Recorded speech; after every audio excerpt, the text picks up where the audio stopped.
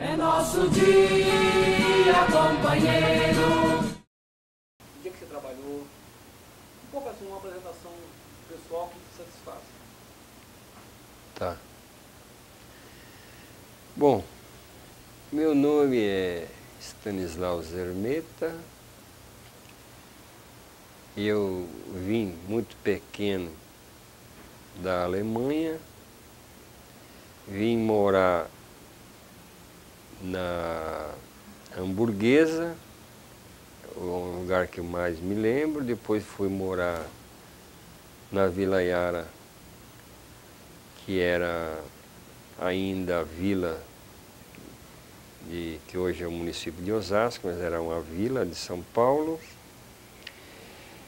Minha juventude, a minha vida escolar, passei no município de Osasco e comecei a trabalhar em final de 59, nos anos 60, no final de 59, no início do ano 60, eu fui trabalhar na Braseixos, em Osasco, e a partir daí eu tinha abandonado a escola e minha mãe, de castigo, tinha me colocado para trabalhar. Então eu comecei a trabalhar em Osasco, na Braseixos, e fiz o Senai, e junto com o Senai eu fiz o curso ginasial e comecei a fazer o científico na parte de escola. Na Braseixos eu trabalhei até o início de 68, onde eu fui dispensado, porque eu tinha já tido algumas experiências com as greves do sindicato lá dos metalúrgicos de Osasco, que era subsede e depois virou sindicato, nas greves gerais, nas greves do 13º. Então um pouco a primeira fase da minha vida eu a passei em Osasco, né, morando na Vila Yara e fazendo o movimento sindical nem tanto, que eu estudava, e mais o movimento estudantil. Tinha uma relação com o sindicato, mas era uma relação de assembleias, a relação, e que foi ficando forte posteriormente com a ligação com o movimento estudantil, o movimento operário. Quando eu estava em Osasco,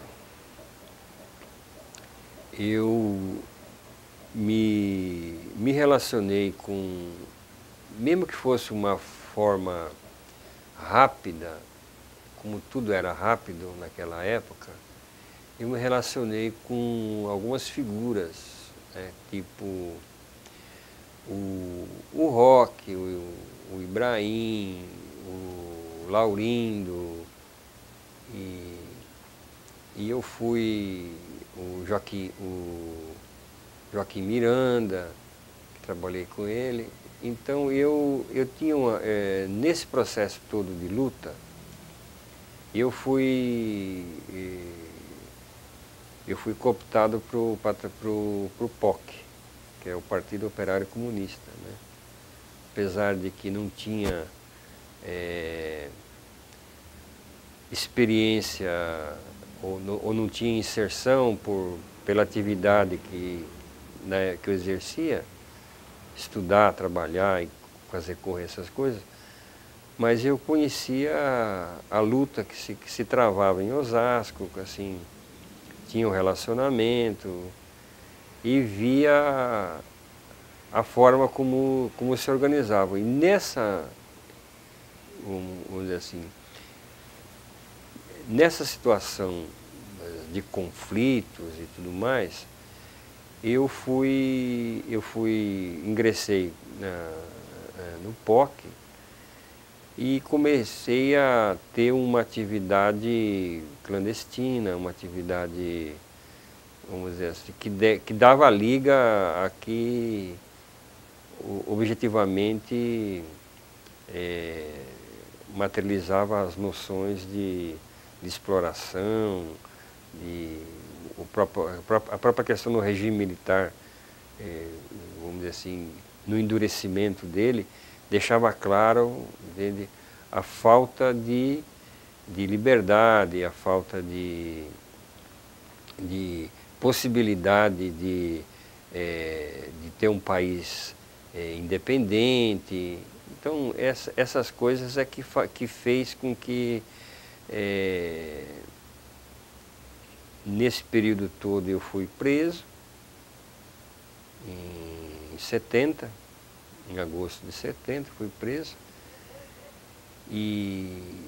Mas é uma coisa assim tão muito rápida, e na cadeia, com a relação que eu tinha com a célula que nós tínhamos desenvolvido de atuação em Osasco e no Anastácio e tal. Então eu fui tendo uma compreensão maior da necessidade de se organizar, de organizar os trabalhadores pela base numa resistência que desse, vamos dizer assim, condição para o povo também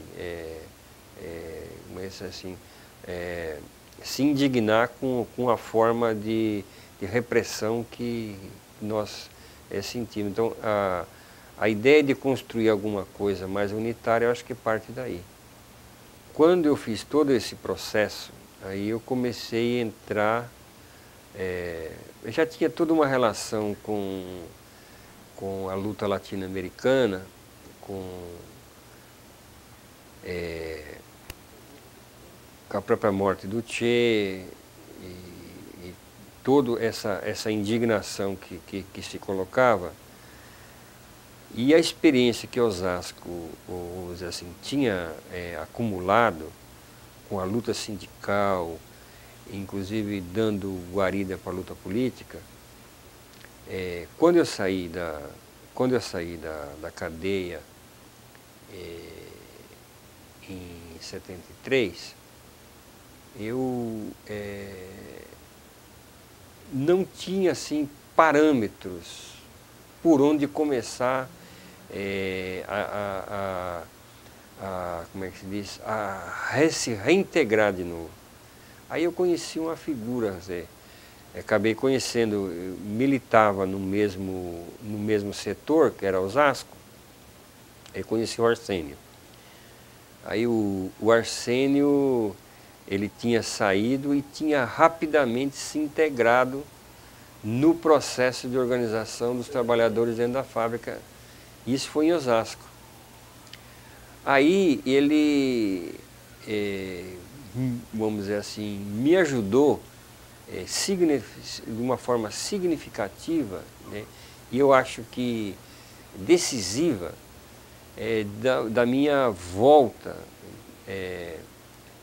vamos dizer assim, às origens na construção do trabalho de base. E o Arsênio, já ligado com muito rapidamente se ligou com os trabalhadores em Osasco, né, e me arrumou um emprego numa empresa de construção civil. Porque na época as empresas requeriam alguns, uma certa estabilidade de carteira, essas coisas todas. Aí nós fizemos o seguinte plano: eu ficaria um ano dentro da empresa, e nesse ano eu sairia e pediria a conta e assim ficava mais fácil para arrumar emprego em outro lugar quando vinha as informações. Então eu fiquei, esse plano deu certo, fiquei até no início de 74, e aí até uma coisa meio, vamos dizer assim, a gente chama de sorte, sei lá, qualquer coisa, encontrei um cara que tinha trabalhado comigo na Braseixo e era chefe já na Caterpillar. Era chefe na Caterpillar. Então eu entrei assim, fiz o teste, fiz tudo, mas entrei, um tal de Pinduca, e entrei na Caterpillar. E nessa relação eu comecei tinha já umas conversas, tinha ainda estava retomando o processo de uma outra forma, tal do POC e tal, que é o Regis de Moraes. Então o Regis de Moraes entrou na bagaça, entrou no circuito, tá certo? E acabou, de certa forma, orientando a inserção no processo de trabalho de base da oposição metalúrgica, que vinha de um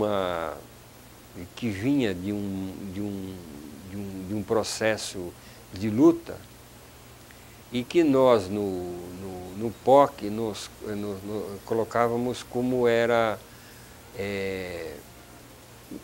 um processo de luta parcial.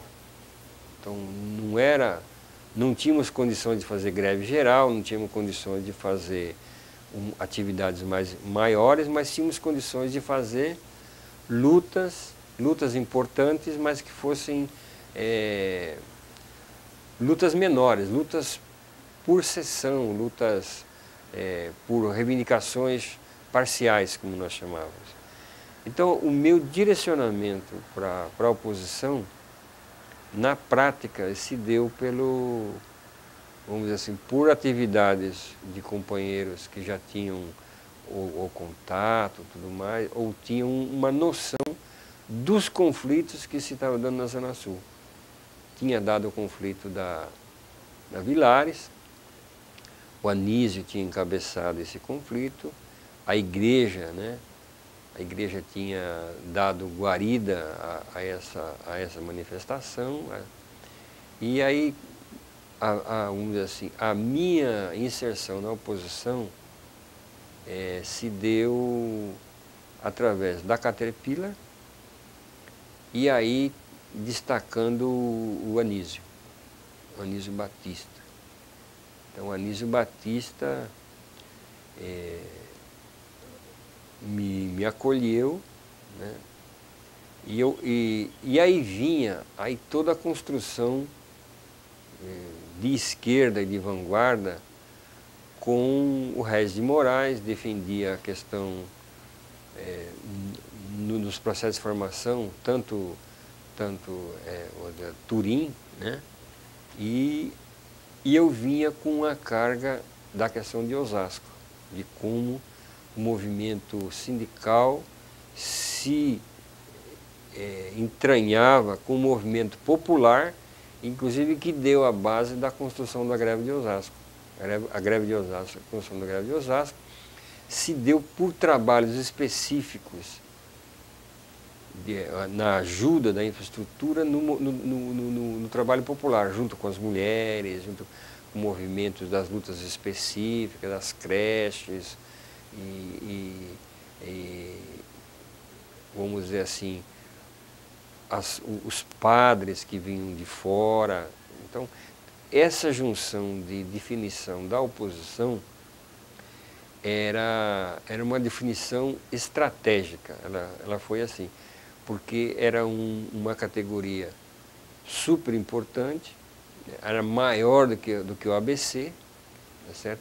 Mesmo que ela era dispersa, mas ela tinha dentro do conjunto, ela era maior que do ABC. Então ela tinha, vamos dizer assim, importância, a ideia de... não tinha ideia de enfrentamento com o ABC ainda. Essas questões não estavam dadas. As questões não estavam dadas. Mas ela, vamos dizer assim, mesmo sabendo que era mais fácil trabalhar em empresas de grande porte, que podia fazer grandes coisas, que podia fazer um enfrentamento, mas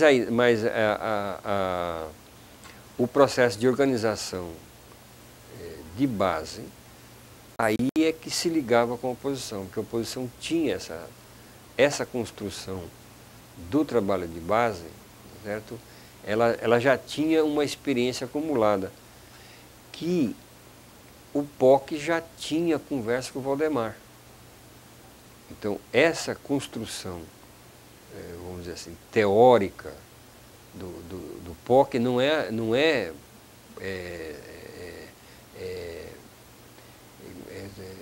uma coisa teórica só, é uma coisa também prática, né? E que teve vamos dizer assim, de certa forma, uma interferência também em Osasco. Então, foram, vamos dizer assim, introduções da esquerda, não de uma forma direta, mas de uma forma muito colateral, muito mais indireta, tal. Então, a importância que a oposição acaba tomando, primeiro, é porque acabou se tendo um espaço para atuar. Mas não é só por causa que ela era estratégica, é que ela tinha um mundo a conquistar. Não tinha uma força dominante, ela não tinha... ela já, vamos dizer assim, ela já estabelecia ou, vamos dizer assim, iniciava a construção de ideias que era possível interferir e era possível, vamos dizer assim, avançar no processo de organização. Não tinha grupos dominantes, não tinha... ela vinha num processo, de uma certa forma, de uma desestruturação ou de um rompimento. Também tinha essa análise do rompimento, que era a construção da chapa de 75, que deixou bem claro que a oposição tinha se enfraquecido de uma forma tal que era possível, né? Porque não apresentou os documentos, não formulou a chapa, não sei quem foi o culpado disso, foi Chico Viola, quem foi que não registrou a chapa e, na verdade, estabeleceu a ideia de que não era possível fazer enfrentamento. Ali é que se deu, acho que como é que se diz? A liga.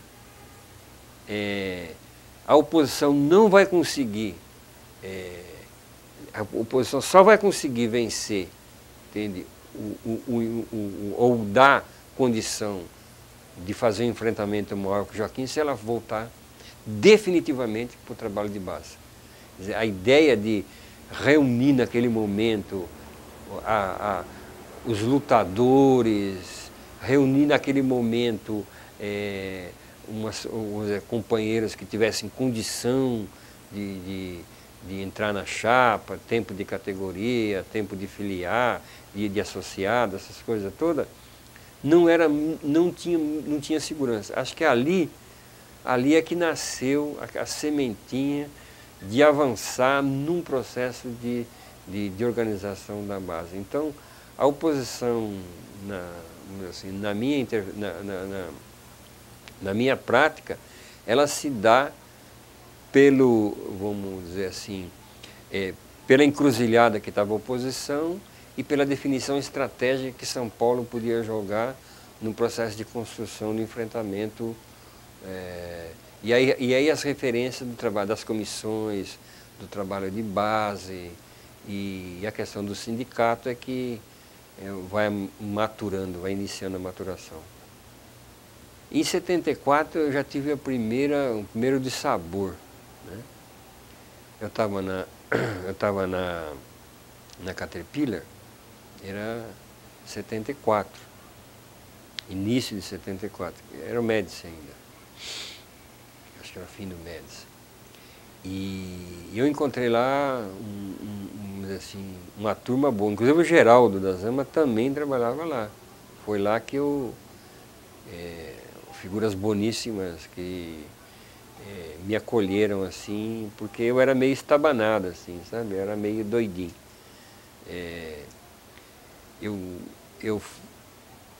Bom, eu tinha não se tinha referências e nem formas que pudessem ser passadas de lideranças anteriores.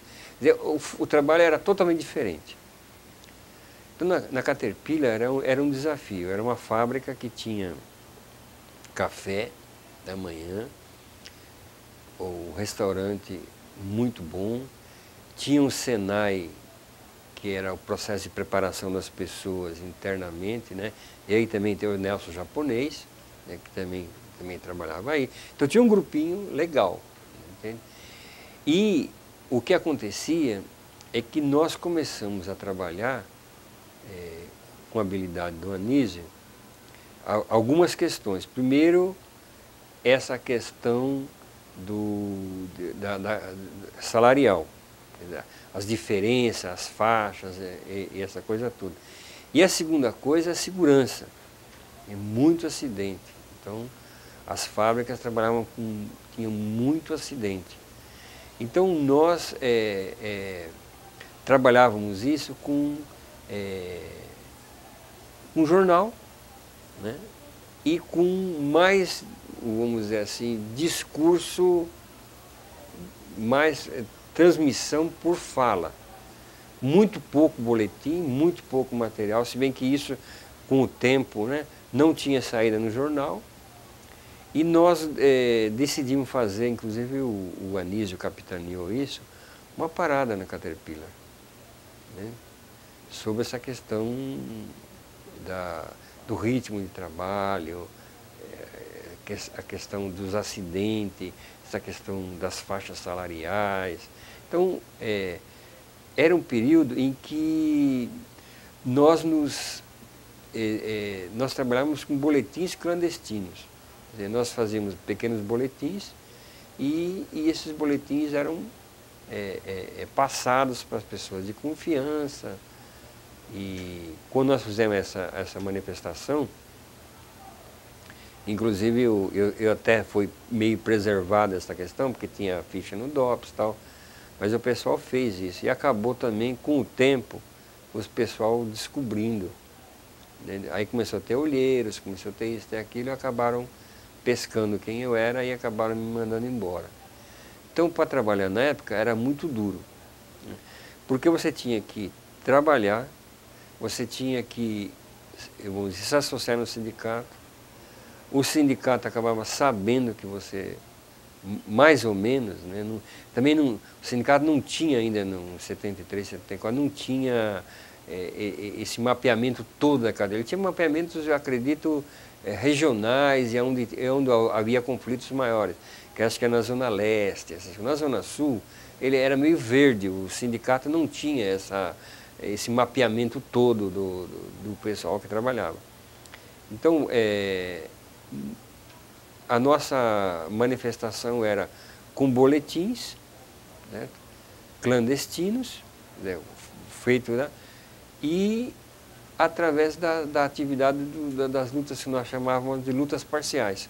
Então não tinha uma ideia muito grande. Essa ideia foi aparecendo quando vai se relacionando isso com o trabalho de oposição, que era um trabalho sofrido, clandestino e de desconfiança permanente entre as pessoas. Então era muito mais fácil trabalhar na fábrica, era muito mais, vamos dizer assim, você tinha mais domínio das coisas do que você se abrir para o conjunto e essas coisas todas. E eu sempre atuava com bastante transparência, certo? Eles sabiam que eu era organizado e existia em 75, não houve assim principalmente na Zona Sul, que eu presenciei, houve como se fosse um corte entre o que a luta foi aqui vamos dizer assim, na Zona Oeste, na Zona Leste, com a Sul, porque a Sul vinha numa instalação de fábricas novas. Tinham lideranças, mas não tinha esse contato. A minha interferência se deu quando esse quadro todo é constatado, e dentro desse quadro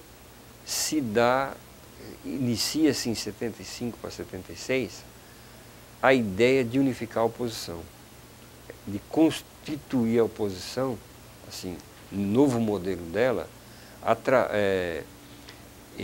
primeiro construir os grupos de fábrica, depois criar um tipo de relacionamento, uma coordenação, né, que também trabalhava com bastante critério, até um certo ponto, até um certo momento, com muito critério e muito cuidado. Entende? Então a interferência era no sentido de explicar, não sei se explicar, mas de mostrar que era possível fazer o avanço da luta, que era possível unificar as fábricas, que era possível estabelecer uma relação que desse uma unidade para a oposição. E aí começou a ideia de construir jornal, construir a coordenação, construir a luta política, a oposição ter uma unificação em torno de um programa de luta que unificasse os trabalhadores. Então, a ideia de fazer encontros, fazer cursos, trabalhar, como é que ele diz, o entendimento de em que estágio da conjuntura nós estávamos. Então, tudo isso demandava um processo de organização.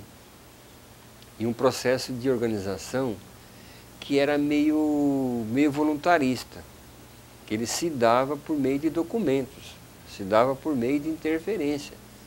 Então, os encontros da oposição, eles já começaram a ter, vamos dizer assim, expressão política das tendências. Então, tinha um encontro da oposição para definir os rumos, então tinha uma espécie de teses, né, que eram documentos que eram lançados para fazer o debate. Então, vamos dizer assim, nos setores, na Zona Sul, na Zona Leste, na Zona Oeste e tal. Então começavam o início de um processo de construção de uma ideia de que havia outras experiências também, né? E em particular com a recuperação da greve de Osasco, da greve da Cobrasma, a greve da comissão de fábrica, entendeu? A greve de como é que a gente canalizava aquele processo de luta, que tinha que terminar no sindicato, que tinha que terminar na tomada da direção do sindicato. E nunca, aí apareciam, como a luta era difícil, e toda vez que as pessoas eram identificadas, e as mais que se destacavam eram mandadas embora, então tinha uma discussão muito pesada de como é que se tinha que ir para o sindicato. A gente ia para o sindicato e cada vez que ia para o sindicato perdia gente, perdia Quer dizer, às vezes nem eram as pessoas de expressão, às vezes eram gente que vinha com a gente, entende? E ficava meio na cabeça, né? Aí mandava um, dois embora, mandava não sei o quê. Então, os pelegos começaram a mapear nós. Quando apareciam as lutas específicas, aparecia, vamos dizer assim, porque as negociações das lutas específicas, o sindicato entrava porque não tinha nada organizado, mas o sindicato como é que se diz? Não controlava, o sindicato só aparecia 2, 3 vezes por ano na campanha salarial. A esquerda se desestruturou. Não havia grupos dominantes. Havia ativistas e companheiros com vontade de lutar. E esse processo de frente de trabalhadores, ele se dá na prática, na questão central, que é a questão da democracia. Quer dizer, não havia... enfrentar o Joaquim sozinho seria um suicídio. Negociar com o Joaquim sozinho seria um suicídio. Então, algumas organizações tentaram isso, que é o metalúrgico independente, de se constituir, de se construir, inclusive pode ser que até no processo de construção de uma coisa maior, que é de chapa. Tá? Mas não conseguia fazer enfrentamento, porque é muito pesada a máquina e muito pesado a extensão territorial. E isso também pesava bastante. Então, acho que a Frente de Trabalhadores foi ganha porque teve a felicidade de ter, no processo de construção, uma relação que eu acho que é difícil explicar, acho que as pessoas têm que se expor, que era uma obediência muito grande às deliberações de base e um processo de acumulação de forças. Então, não existia outro, vamos dizer assim, outro espaço que tivesse tantos trabalhadores, que tivessem tantos lutadores e que tivesse tanta gente com uma ideia tão próxima. Por isso que às vezes era confundida a ideia que nós éramos um sindicato paralelo, porque a quantidade de quadros que apareceu foi alguma coisa assim extraordinária. E isso, eu acredito, que tenha se dado por essa liga das pessoas crescerem politicamente, das pessoas atuarem na frente, na construção do trabalho de base, e essa construção, ela ter, assim, intuitivamente para as pessoas a ideia de enfrentamento que tivesse graus de consistência. Então eu acredito que é mais uma liga ideológica do que uma liga política, assim. É que depois vai construindo isso e isso vai se cristalizando. Mas no primeiro momento, essa questão da Frente de Trabalhadores é uma condição da luta. Não é uma condição... E isso vai sendo elaborado. Mas eu acho que o primeiro momento era esse. Quer dizer, é de se pensar, por exemplo, como o Anísio, o Geraldo, eu, o Nelson... Então, aqui são 4, vamos dizer assim, nós podemos dizer, são 4, vamos dizer assim, posições, certo? O Geraldo nem tanto, mas o Anísio vem da igreja, o Nelson vem, acho que, não sei, do PCdoB ou coisa, e eu venho do POC. Quer dizer, nós fazemos uma luta e decidimos, assim, num processo de democracia de base, que a gente pode chamar isso, e vamos nos suportando, vamos construindo, vamos trabalhando, certo? E muita, eu acho que no meio disso tudo, acho que tem um grau de confiança, de sinceridade que vai aparecendo, e as pessoas vão criando confiança. Então, onde você está, as pessoas não perguntam certo, outras coisas, não sei como é que está na fábrica, quantas pessoas tem, que dá para fazer, que tipo de luta dá para fazer, que boletim dá para tirar. Então, coisas assim que fogem do espectro, entende? Da manipulação de uma organização. Então, eu acho que isso vai se consolidando na prática. Então, as pessoas vão criando confiança que o trabalho vai sendo desenvolvido, as tarefas vão sendo cumpridas, as deliberações vão sendo acatadas, né, e levadas à prática. Então, eu acho que isso, eu acho que esse contorno vai fazendo com que as pessoas sintam confiança. E não só confiança, como elas representam o pilar de luta. Então, todos os companheiros, acredito eu, todos os companheiros que tiveram nisso, quer dizer, quando vem o telefone, quando vem isso, todas as lutas que acontecem, os companheiros são procurados para fazer boletim, às vezes de outras categorias. Quer dizer, as referências que ficam são referências que representam realmente uma confiança operária. Porque não são gente que vem de fora para fazer, vamos dizer assim, uma passagem. Entende? São gente que está ali, com a família, que tem a casa, que tem isso, que tem aquilo. Então, eu acho que essa é um pouco da liga que as coisas acontecem. E a ditadura. Aí era um processo, quer dizer, porque ele foi gradualmente se abrindo, né? Ele foi gradualmente se abrindo. Quer dizer, a greve, por exemplo, de 78, entende? A greve parcial de 78, greve por fábrica, e a greve geral, foi um processo que foi se abrindo, entende? Que as coisas foram se abrindo, necessariamente, porque havia já concepções de que ali já era o início de um processo de cunha. Já, então, as aberturas, porque foi assim, 75, 76, 77, 78, aí se dá abertura para os trabalhadores dentro da fábrica.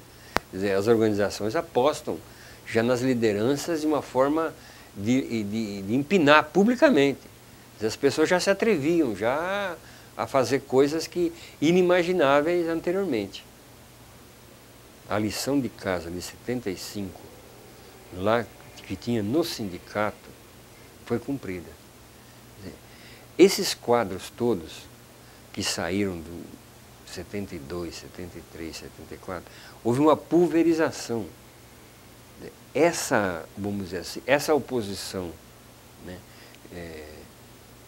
vamos dizer assim, criou uma coisa muito importante. Primeiro que aqueles que não, vamos dizer assim, que estavam com algumas ilusões, se afastaram, porque acharam que dava para negociar com o Joaquim, davam para... Esse pessoal se afastou e criou, essa concepção criou, né, abriu portas. Quer dizer, o Rossi, o Vitor, acredito eu que tenham sido os elementos centrais que trabalharam invisivelmente na abertura de portas.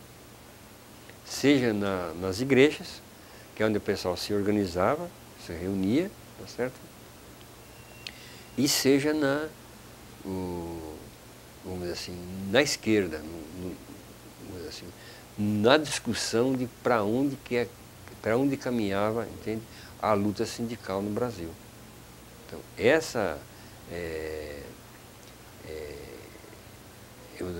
essa situação é que faz com que, não tendo a chapa de 75, quer dizer, primeiro tirou toda a ilusão vamos dizer assim, do pessoal que achava que podia usar os jovens que estavam aparecendo, certo?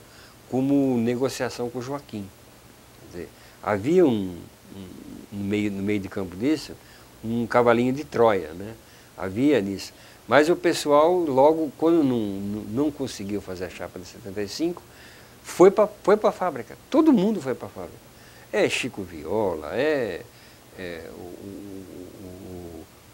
eu não me lembro assim dos nomes o Esteves, e mais pessoal da Zona Leste também. Porque a chapa, na verdade, a construção da chapa, tinha pouca gente da Zona Sul, era mais gente da Zona Leste, né? Nem tanto na Zona Oeste e tal, essa coisa toda. Então eu acredito que a chapa de 78 ela apareceu por situações muito peculiares. Quer dizer, a oposição avançou no processo de organização das fábricas. Eu acho que na Zona Sul, essa fusão da igreja com os movimentos, com a esquerda, que começam a aparecer no sentido de apoiar, de criar e trabalhar nos bairros, fazer essa, vamos dizer assim, essa combinação, esse casamento, essa conexão, entende?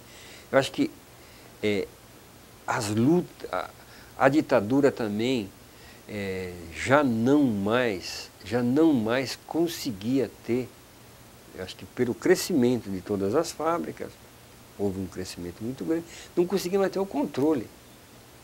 Então, e também havia, bem da verdade dizer, que a repressão também já não era tão grande. A gente pode dizer o seguinte, que a gente sentia que alguma coisinha já dava para fazer. Então já havia o atrevimento já de distribuir boletim na porta da fábrica, mesmo que demorasse 15, 20 minutos, logo aparecia a polícia. Mas essas coisas já não eram assim tão tenebrosas como era, por exemplo, em 69, 70, que o cara desaparecia, pegava mesmo e acabou, entende? Então já havia acho que os movimentos, havia o clima, eu acredito que foi o clima do conjunto da sociedade que permitiu com que muita gente fosse, vamos dizer assim, conquistada para fazer o trabalho de base. Por que vocês não tiveram a tentação de entrar por dentro do sindicato um acordo com os velhos pioneiros? Porque até isso chegou a ser ofertado várias vezes. Eu acho que pela concepção teórica, eu acredito. Porque nós não acreditávamos que era possível ter uma negociação com o Joaquim. Era a construção da ideia do conflito de classe, certo? A origem de Joaquim, mesmo que essa origem de Joaquim fosse contestada, que ele era operário, que dava para fazer uma negociação com ele, que ele era um interventor, mas também ele era um trabalhador. Então havia tentações dentro disso, mas o que se sentia é que não conseguia levar adiante, certo? Eu acho que a oposição, vamos dizer assim, de certa forma, se esquerdizou.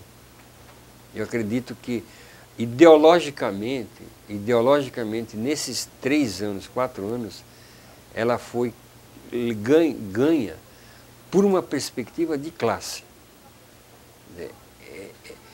Isso que pode explicar.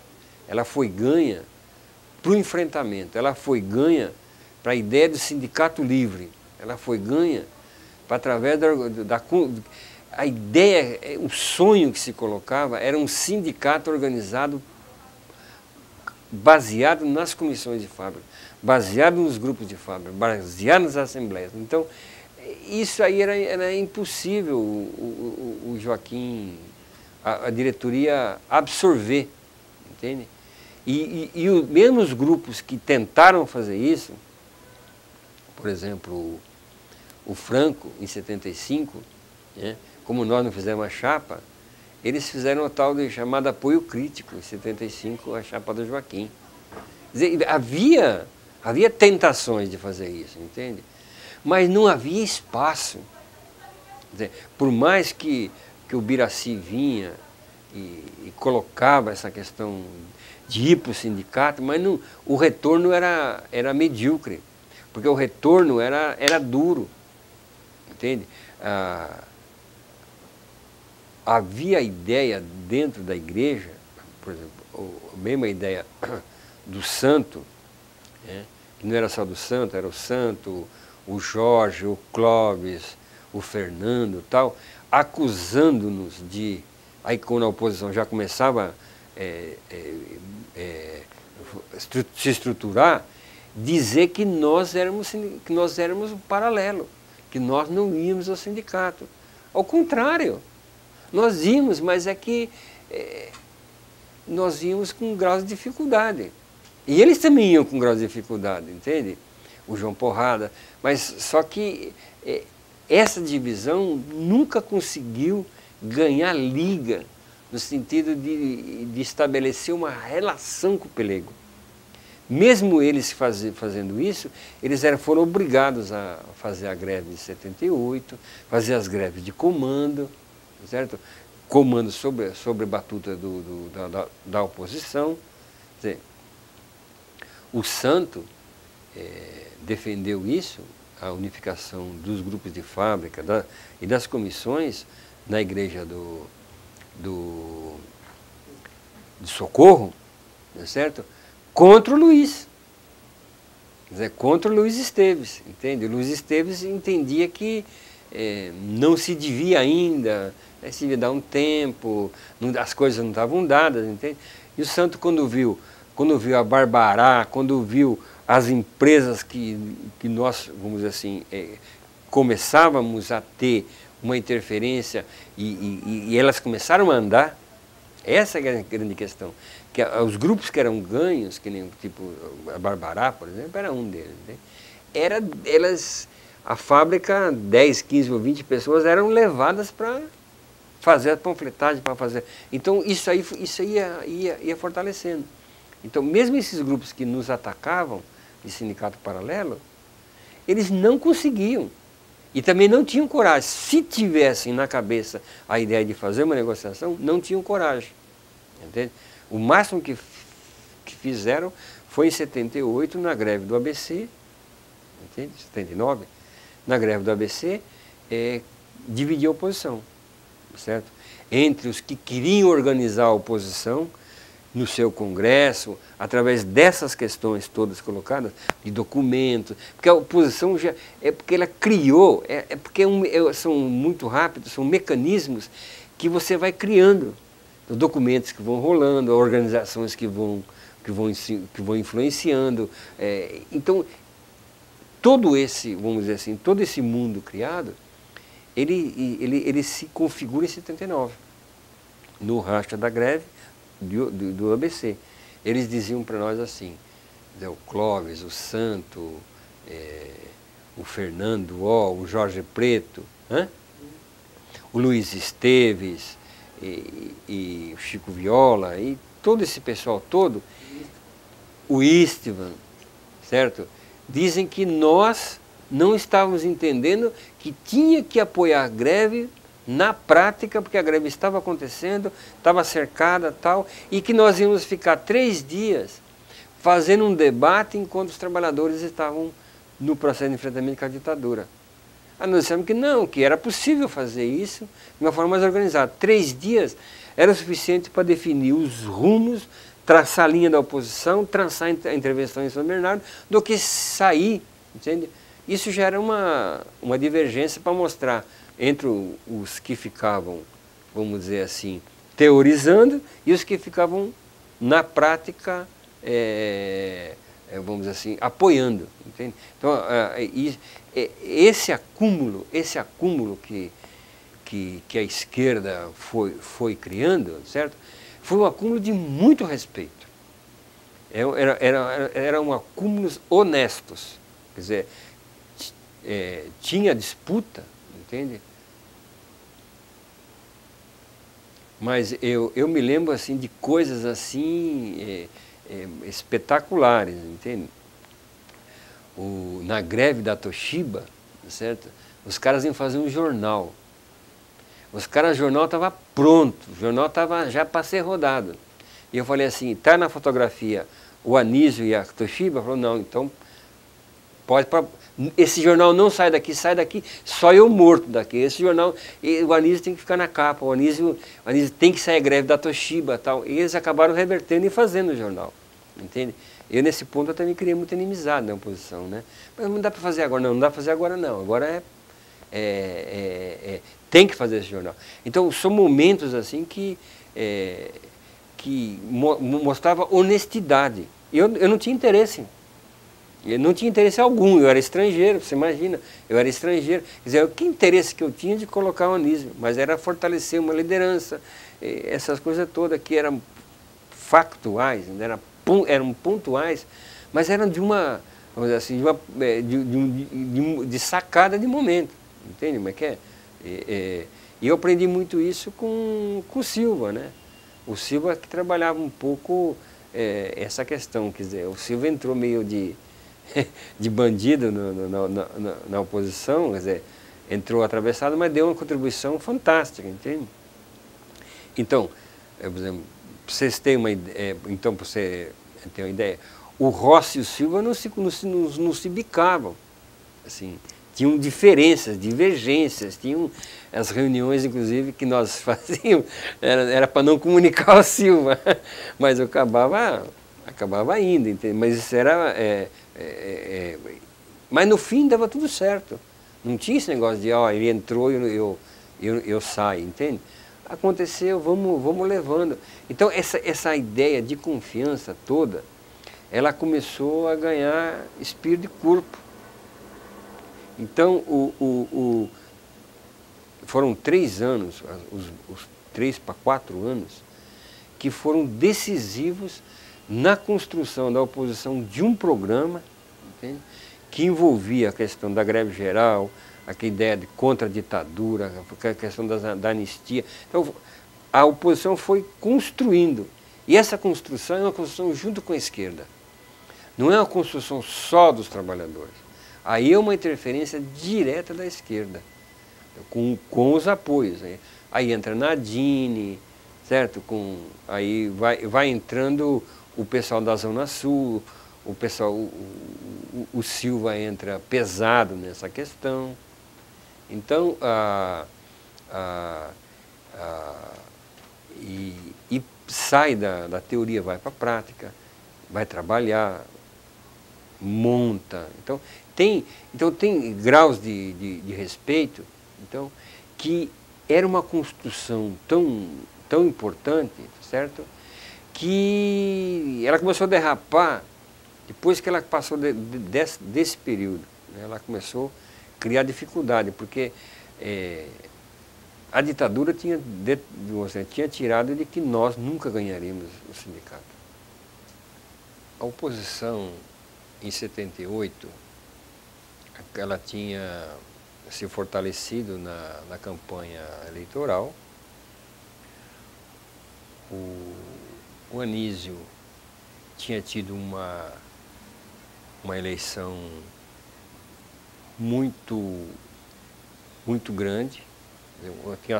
A oposição tinha tido uma aceitação muito grande nas fábricas pela sua combatividade e tinha criado uma referência muito importante. Em 79, a oposição,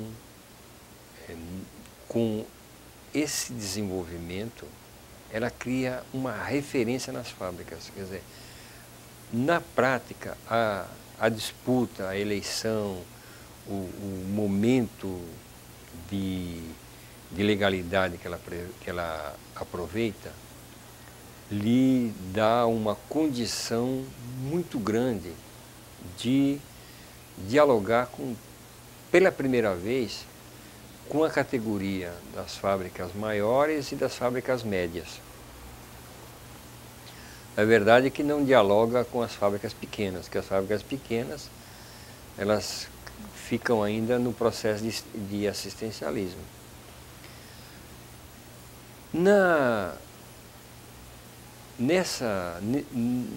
Nesse momento aparecem referências muito importantes que consolidam a ideia da oposição do trabalho de base, que consolidam o processo de construção de greves sem,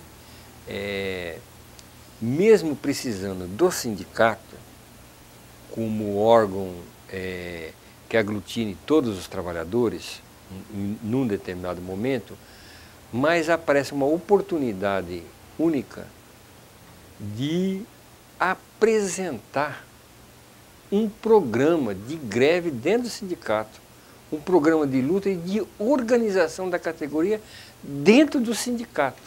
Quer dizer, essa decisão, ela se dá, né, por conta de todo, aí não é só por conta da capacidade da oposição, mas é por conta do conjunto da luta dos trabalhadores, né?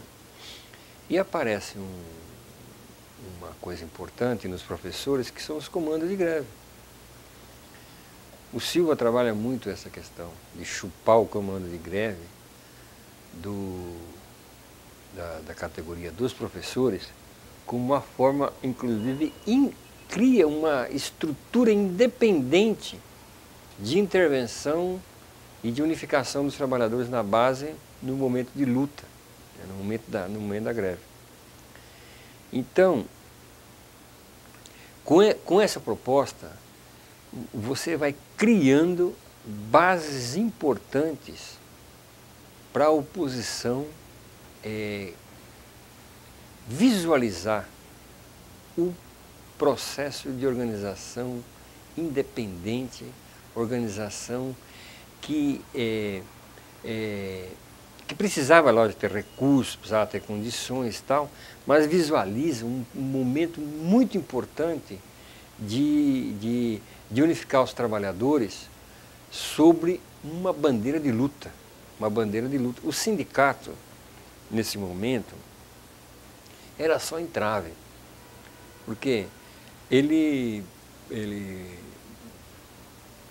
vamos dizer assim, não tinha preparação para intervir dentro desse processo de organização. As diretorias são perdidas, mesmo que eles quisessem intervir, eles não conseguiam, porque era uma dinâmica diferente.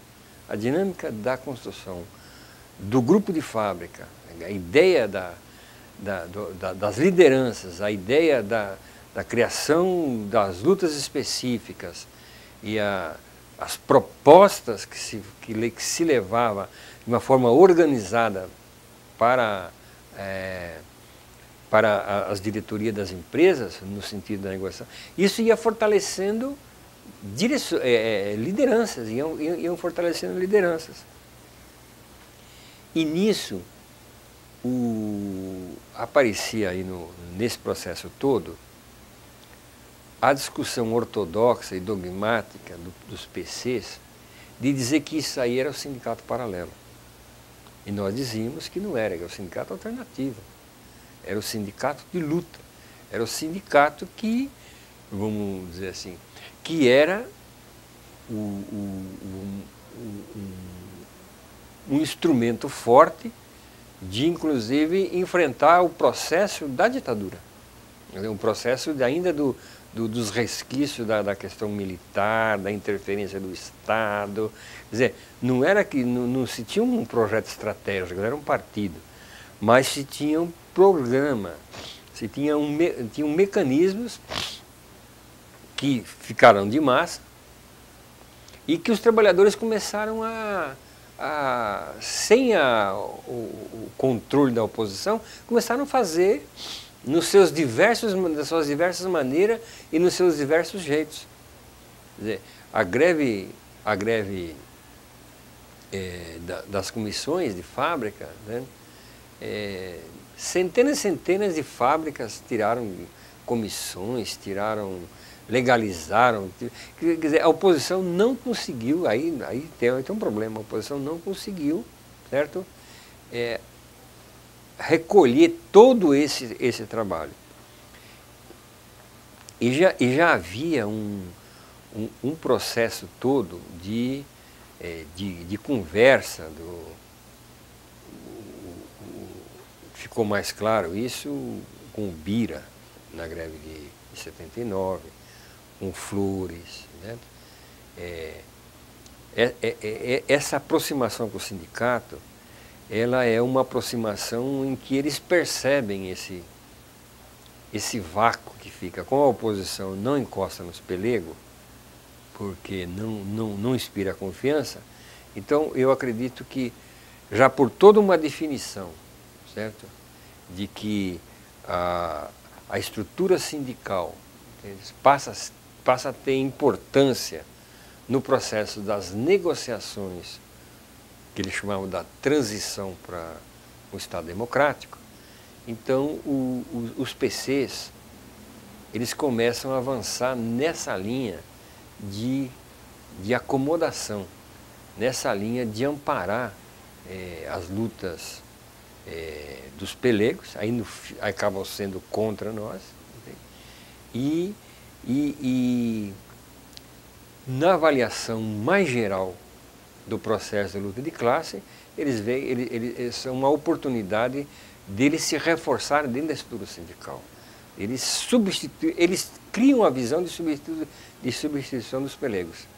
Na medida em que nós temos um tensionamento por um sindicato de novo tipo, né, eles admitem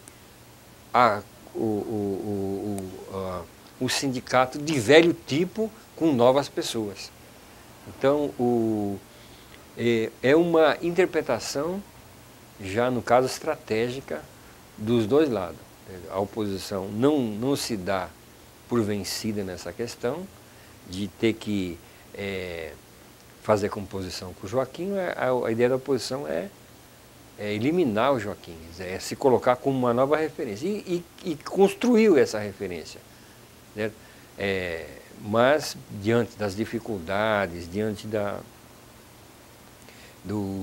vamos dizer assim, do deslocamento de setores para a ação mais, vamos dizer assim, mais palpável, mais aceitável pela ditadura, né?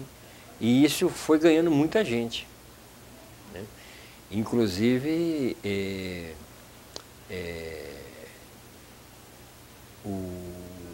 nesse processo todo, o próprio Santo é ganhado por essa aí, pelo grupo do Istvan e pelo grupo do Flores, que aí adapta o Adalberto Nashwing, aí eles vão comendo pelas beiradas, entende? Então a oposição, no projeto estratégico dela, ela não abre mão de fazer uma mudança que fosse referência, né?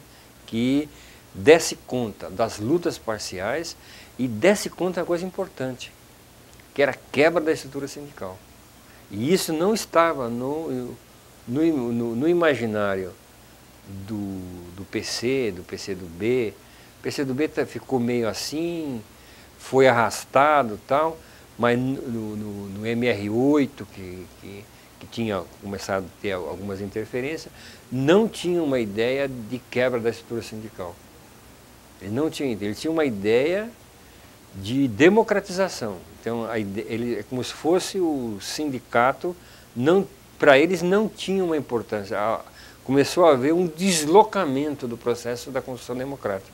Quer dizer, para eles era importante ter uma participação sindical, uma participação de massa e tal, e a questão das liberdades passava ao lado. Ela não tinha essa relação. Era como se fosse voltar ao modelo antigo do PC, entende? E isso era, para nós, assim, era muito problema, entende? Porque a luta da oposição era uma luta que não tinha muito acordo. Quer dizer, o Joaquim ele não deu passos no sentido de cooptar as nossas lideranças, cooptava as lideranças que se tornavam mais acessíveis, entende? Que trabalhavam aí foi cooptando, foi trazendo, foi vindo o Medeiros, aí foi ajustando, vamos dizer assim, aí apareceu aqueles meninos da Chapa 3, o Hilário, e foram aparecendo outros, entende? O Scavone, né? Lário, Scavone, mas eles não tinham, eles não tinham inserção. Eles não tinham inserção, então, e eles fizeram a Chapa 3, essas coisas tudo, mas eles fizeram mais para marcar posição para ser reconhecido. 78, 79, você já tem a presença deles, mas ela é ofuscada pela presença intensiva da oposição. Agora, eles começam na sua tática, eles começam a desenvolver chamadas lutas mais possíveis de ser atendida pela estrutura sindical, pelo capitalismo. São as questões mínimas de segurança que vão avançando, são as lutas muito parciais que as fábricas vão se adaptando. A oposição, nesse aspecto, ela tem uma luta, aumenta a responsabilidade da oposição, porque quando ela enfrenta esses inimigos são da luta do possível, da luta, eles também fazem greve, só que as greves deles são greves comportadas, são greves que vão até um limite, já mais ou menos existe, não posso dizer assim que eu nunca não presenciei, mas é uma combinação econômica, entende? Cede uma bota, cede 5%, cede isso, cede aquilo, como fosse o início de um processo de conquistas. Entende? A oposição nisso aí não arregla, ela vai para cima, certo? A dificuldade dela é que ela se fortalece bastante nas grandes fábricas. Nas pequenas e médias fábricas, ela não consegue desenvolver o projeto de comissões dela. O projeto mais porque necessitaria de ser como é que eu poderia dizer? Um exército. Certo? A oposição não tinha isso. Mas a oposição tinha mecanismos que acabaram dando conta disso. O primeiro mecanismo que era o jornal. Então a oposição começou a dar um salto de qualidade. A oposição começou a ter jornais. A oposição começou a se organizar por setores. Começou a fortalecer. A oposição começou a fortalecer a coordenação. A oposição deu também um salto de qualidade de enfrentamento com um processo de organização distinta, mais profissional, mais,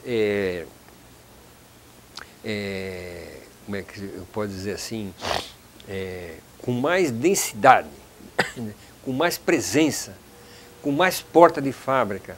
Quer dizer, a oposição, nesse ponto, o salto, o enfrentamento da oposição é mostrar que essa turma que estava se colocando, ela não representava a mudança, ela representava a continuidade. E esses mecanismos se deu no processo, no reforço do processo de organização da oposição. A oposição, ela luta com um problema muito vamos dizer assim, muito presente desde 80, que é a indefinição de São Bernardo. Por exemplo, a oposição define o processo de construção da greve geral. Eu, inclusive, sou enviado para Bahia, para Salvador, para convencer o pessoal a fazer a greve geral. E, ao mesmo tempo, isso em 80, e, ao mesmo tempo, faz um ato em São Bernardo e convoca o Joaquim para falar. Então, na verdade, a oposição, a relação com São Bernardo é uma relação, eu poderia dizer assim, torta, desde a época do sindicato, dos sindicalistas, chamados sindicato autênticos, certo? Em que o Lula colocava que era possível, que nós precisávamos ter uma relação maior com o sindicato. E essa relação maior com o sindicato era a relação com os pelegos, a relação pela estrutura sindical. Ora, se nós tínhamos formado todo um processo de construção do sindicato alternativo, do sindicato de combate, um sindicato organizado pela base, né? Que isso foi levado para o Lula também, certo? Só que teve um problema. O Lula, como era dirigente sindical, ele trabalhava na superestrutura. Então, ele fazia as negociações, certo? De interesse de unidade sindical ao modo de São Bernardo, onde tudo era atrelado ao sindicato. Então, as nossas vacilações, elas eram vacilações políticas. Elas não tinham base no trabalho de fábrica. Elas não tinham base na construção de conquistas. Elas eram ideológicas. Gente que, vamos dizer assim, quando nós falávamos sindicato livre, sindicato independente, depois do trabalho falávamos de sindicato livre, algumas pessoas pareciam que era o demônio. E depois de muitos anos começaram a defender o sindicato livre como, um deles é Fernando O, entende? E para ele o sindicato tinha que ter uma forma diferente, mais ligado às relações institucionais, essas coisas todas. Quer dizer, mais ligado que a luta fosse para dentro do sindicato. Então,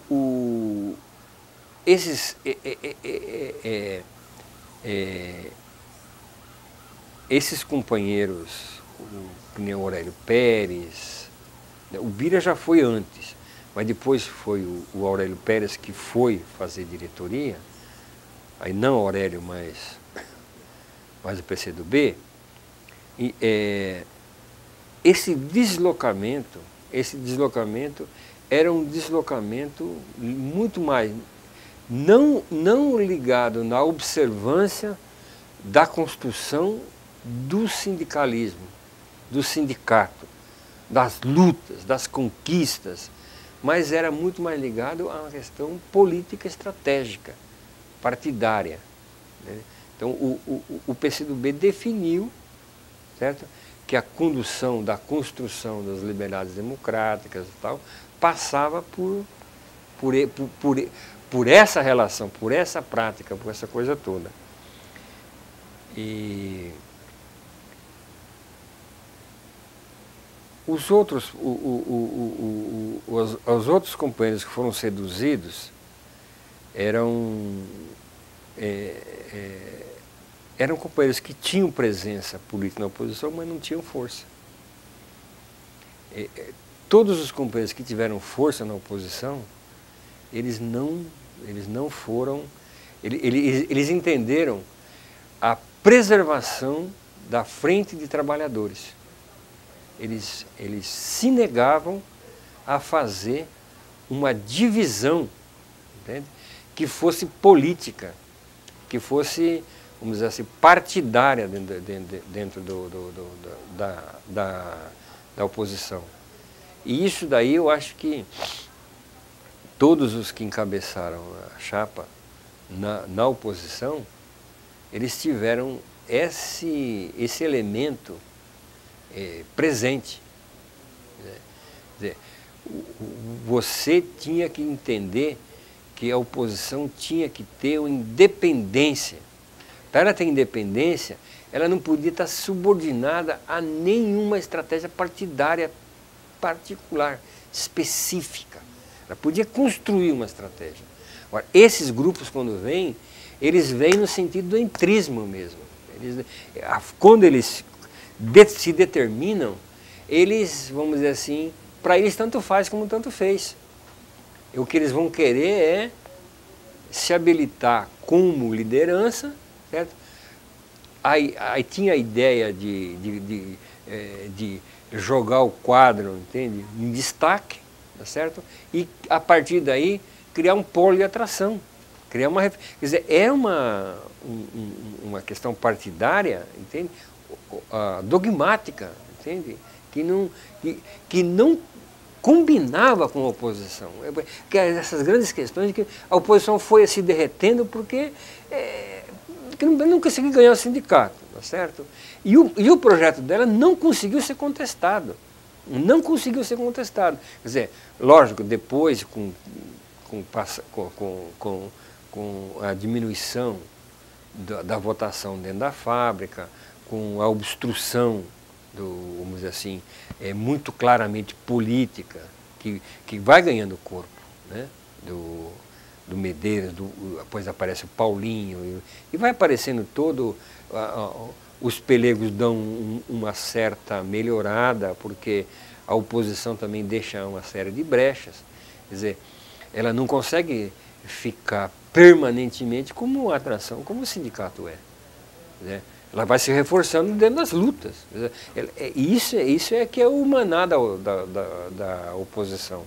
Ela não consegue ter uma estrutura de funcionário, atendendo os reclames, mas ela tem os elementos, vamos dizer assim, dentro da fábrica. Ela tem os trabalhadores, ela tem o pessoal que vai acreditando nas propostas, que é possível organizar e é possível avançar.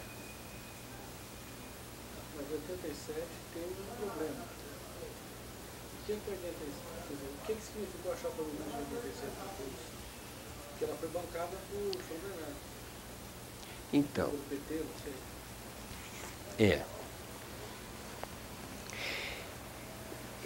Esse é um elemento que nós nunca conseguimos digerir. Foi a influência que São Bernardo acabou tendo,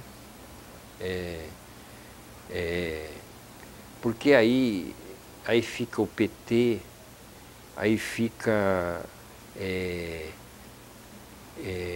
uma necessidade de uma intervenção mais unitária de São Bernardo, porque o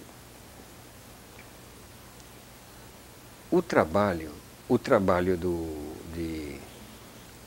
dizer, a gente não pode, vamos dizer assim,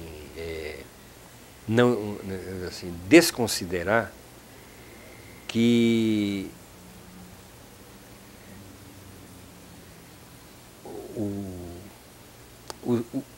o sindicato oficial começou a ganhar espaço.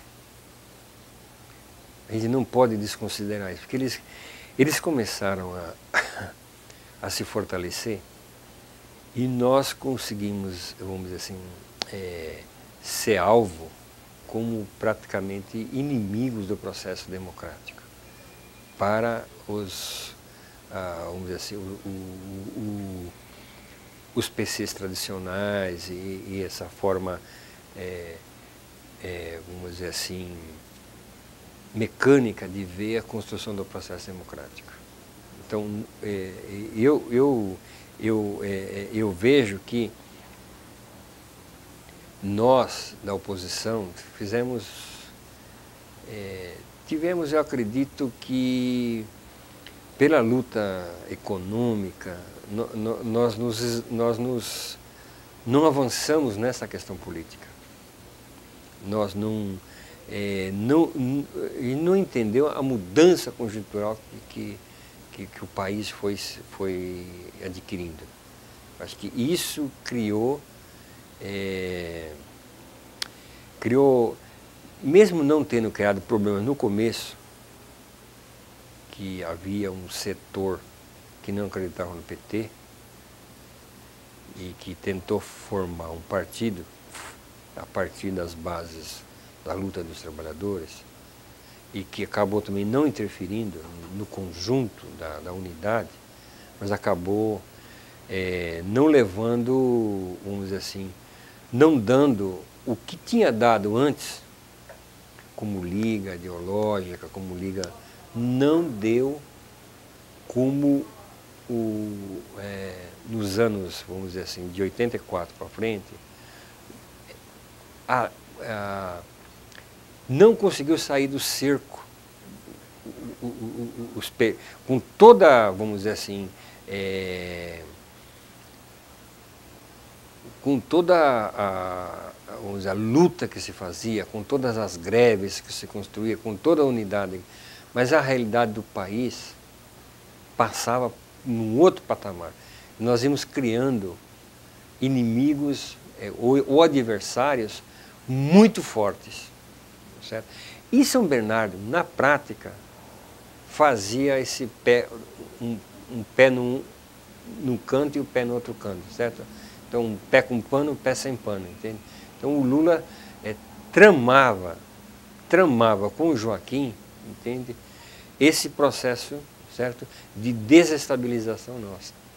Não vinha como devia vir, no sentido de criar uma, vamos dizer assim, uma unidade, de quebrar com os pelegos, por exemplo, quebrar com a estrutura. Mas aí já tinha outros componentes que, para mim,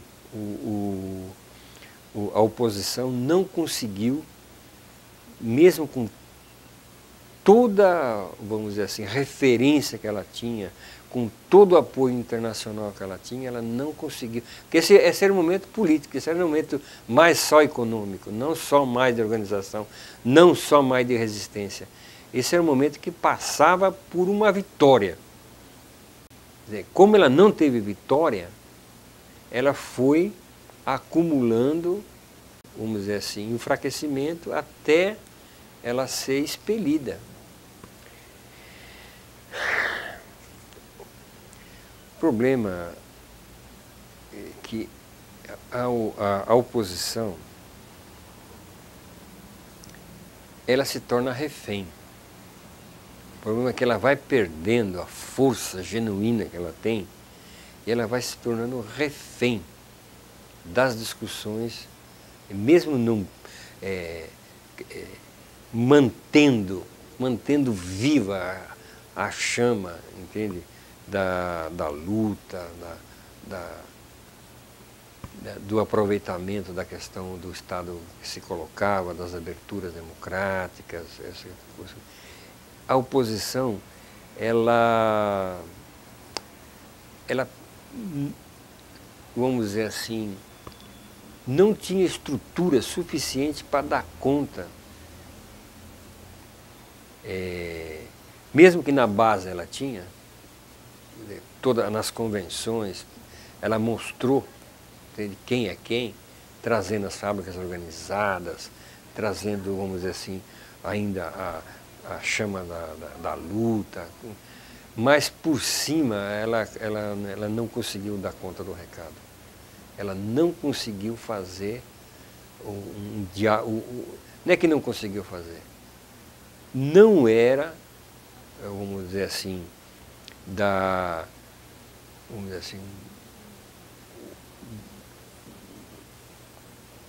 ela ficou, na verdade, no meu entender, ficou esnucada, ficou quase que isolada e ficou sendo fácil de ser pressionada.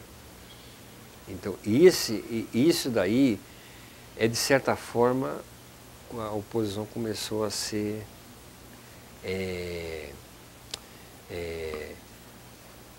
não digo diminuída, mas mais ou menos não acabou sendo vista como algo que pudesse realmente enfrentar o Joaquim, que pudesse alterar a correlação de força. São Bernardo levantou a bandeira mesmo de convivência pacífica com Joaquim, com Medeiros, eu acho que é isso. Quando nós falamos do movimento sindical, nós falamos no movimento sindical brasileiro. Quando a CUT abre mão da oposição no artigo 8, ali já tinha feito já um tipo de alinhamento que o sindicalismo, vamos dizer, ia trilhar. Ela impedia o processo de organização de base dando saltos de qualidade. O artigo 8, quando começa a impedir a participação das oposições e quando começa a fazer as restrições e começa a fazer um monte de preceitos que tinha que ter isso, tinha que ter aquilo, a diretoria não podia, se a diretoria não convocasse, a oposição convocava, tinha que ter. Então, quando começou a colocar regras e mais regras, entende? Era bem claro o indicativo. O indicativo era a manutenção da estrutura sindical. Não era desafiar a estrutura sindical. Essa postura de São Bernardo ficou clara posteriormente, quando fala que as oposições, que as comissões de fábrica têm que ser, só pode fazer a luta com a presença dos sindicatos, é atrelada à diretoria do sindicato. Quer dizer, mas isso eram, no flagror da luta, desafios, entende? Que a gente achava que podia ser vencidos, entende? Que a construção toda, entende? Não é que nós éramos contra as comissões ter uma relação com o sindicato, mas que tinha que ter uma relação de respeito, tinha que ter uma relação, quando havia concordância, se concordava, quando não havia concordância, se dizia que não tem concordância, entende? E a luta prosseguia, como em muitas fábricas prosseguiu a luta, independente da diretoria. É que nós, quando vamos para a luta, nos anos 70, e olhamos a forma como o PC trabalhou e como trabalhava as greves, certo?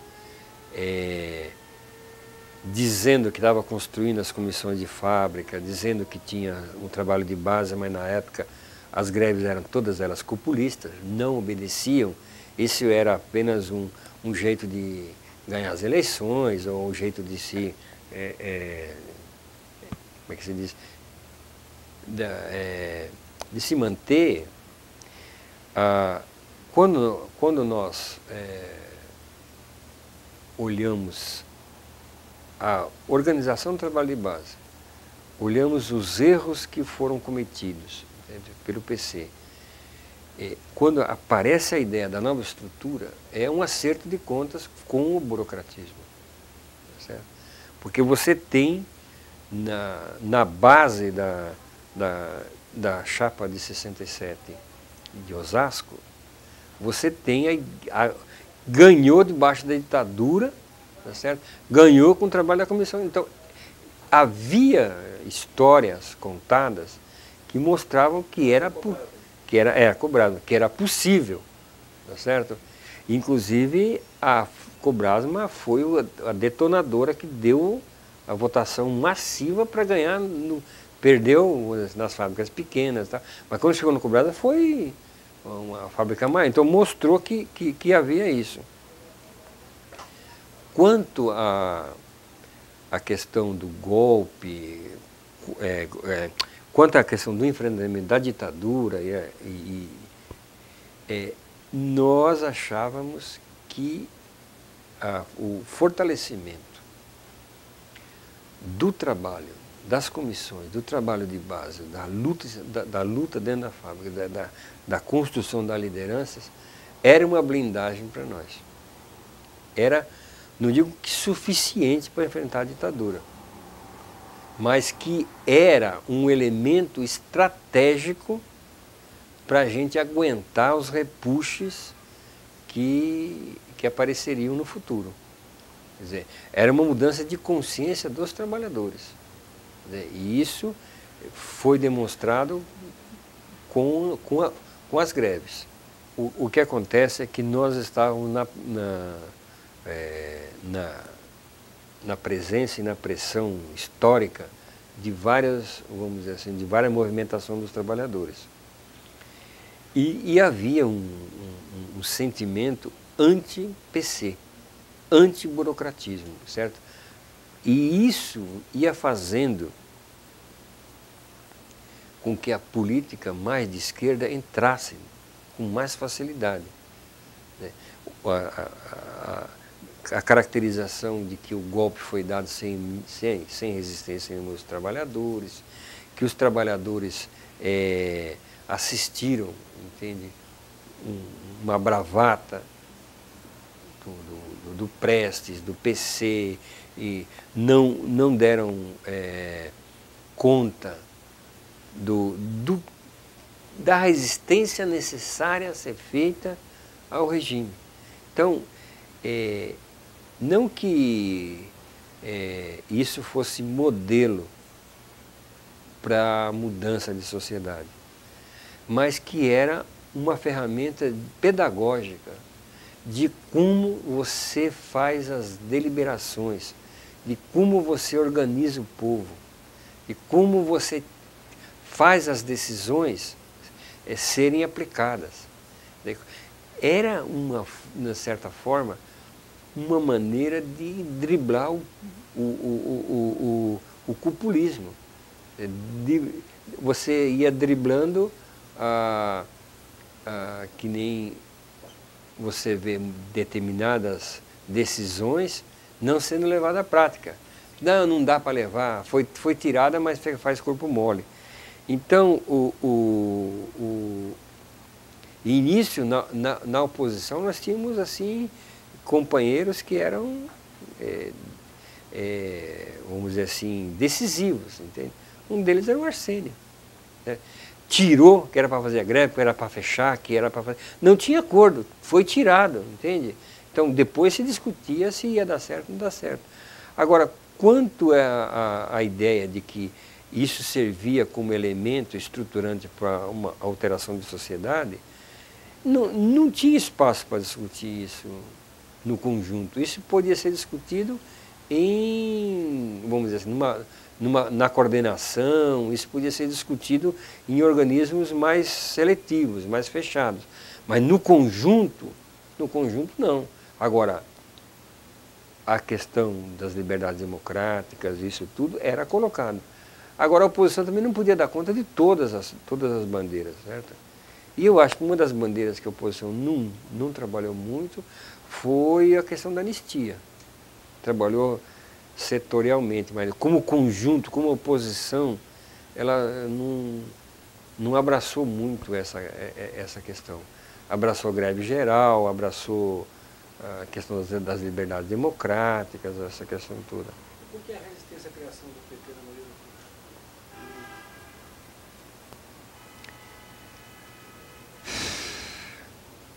curso? Aí é que é uma discussão pesada. Porque, na verdade, foi uma situação assim. O grupo, vamos dizer assim, que tinha mais interferência do POC, e o próprio grupo, eu acredito eu, mais radical da igreja, não aceitou a ideia do PT. Porque a forma, o jeito, a criação, não criava, não fez um diálogo, não fez uma ponte conosco. Foi criado assim numa situação mais de São Bernardo, mais... Não teve essa... E depois é o seguinte, se acreditava que essa era uma ideia que não tinha viabilidade de trazer conquista para os trabalhadores. Era mais uma ideia com graus de fragilidade que eu acho que foi uma das discussões muito pouco travadas na oposição. Eu acho que foi mais por falta de diálogo e de influência do que de realidade concreta. Porque esse pessoal, por exemplo, que não aceitou no primeiro momento, no segundo momento foi tudo para o PT. Paulo de Tarso, os irmãos Metralha, Paulo Tarso Venceslau, os irmãos Metralha, eu não me lembro mais, mas alguns resistiram, não foram, certo? Alguns resistiram, não foram. Mas eu acredito que foi por acreditar num projeto mais radical, por acreditar num projeto que ao PT não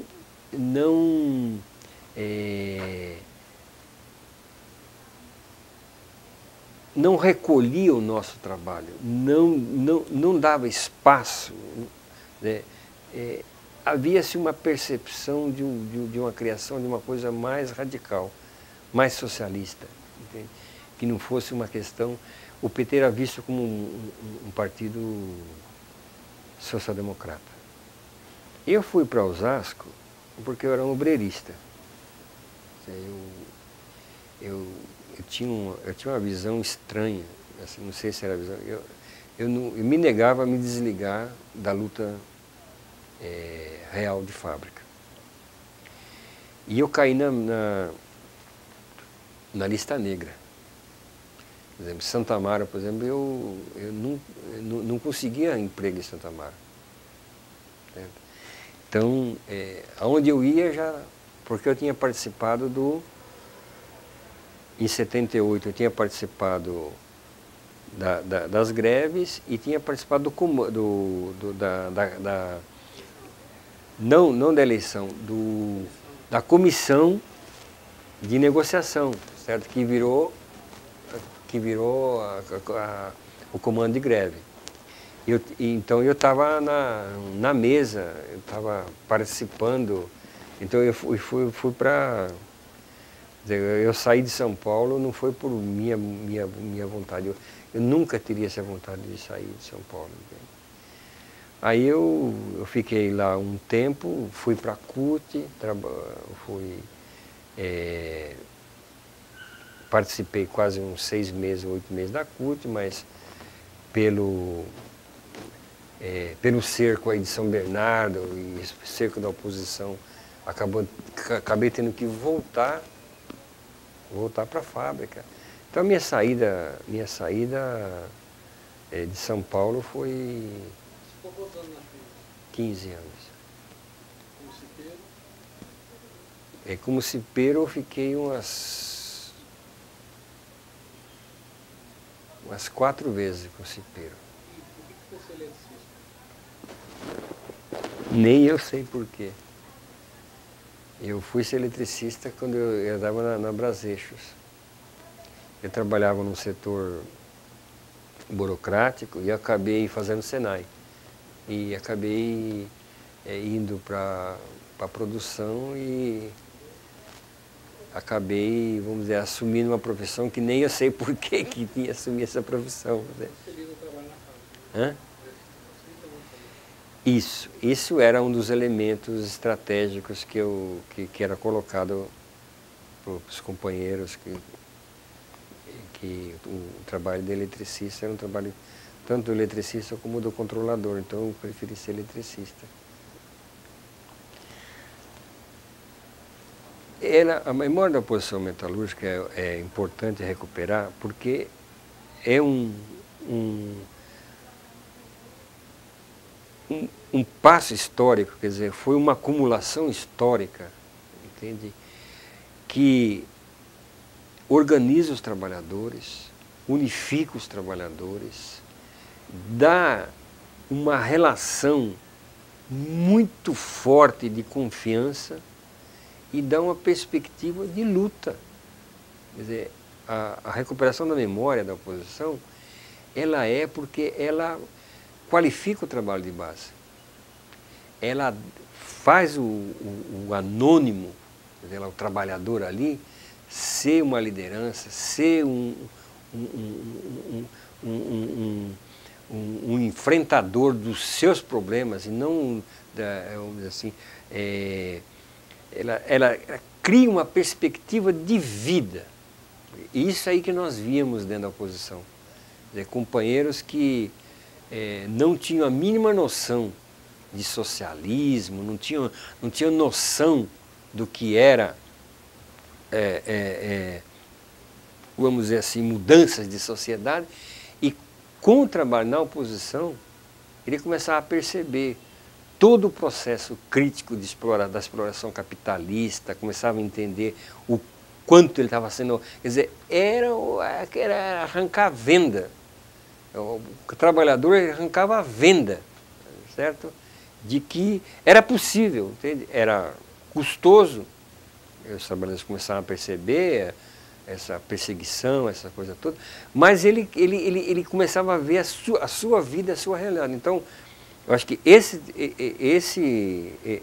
elemento, vamos dizer assim, estruturante do trabalho de base, ele eu acho que é o sonho de qualquer um que participa de ser respeitado, de ser ouvido, quer dizer, de ser elogiado, tá certo? De você trabalhar e as pessoas, né, dizerem, não, é isso mesmo, você tem chance de crescer, você tem coragem, você está lutando vamos dizer, pelo povo. Então, a oposição, ela junta um conjunto, certo? Ela dá uma ideia de lutador, ela cria um espírito crítico e de que a pessoa se sinta, inclusive, não manipulada. Quer dizer, esse é um outro elemento. Quer dizer, a criação das comissões sem o controle da oposição é um pouco isso. Quer dizer, as pessoas vão e de repente você vai lá em outros municípios, em outros estados, em outros lugares, você vê quantas vezes a gente anda por esse Brasil e fala, pô, eu te conheço, lembra de mim da oposição?